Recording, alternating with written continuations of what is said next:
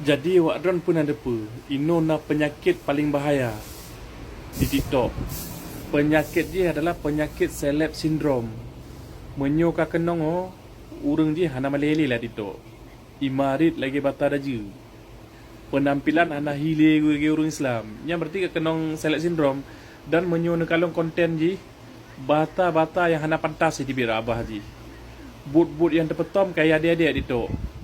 Dan son-son yang luat talengo anyi-anyi gelinyo ikejip pakai dan tiro tu menyohana terkenal ro sebagai orang agai pegot ro ge orang supaya jeut terkenal jeut ro seleb nyam bahaya rak penyakit na payah rak pulih sama ge penyakit berotoid nyam bak tegoh ron bek mengon ngawak model legan menular pak rojeh takalon yang kenongan anak muda ino urun tuha ka kenong penyakit an hana malele imarit pupu mentong je landito lagi-lagi hana aturan li dari agama rayo pak tegoh saudara bek tampik kenong penyakit seleb sindrom.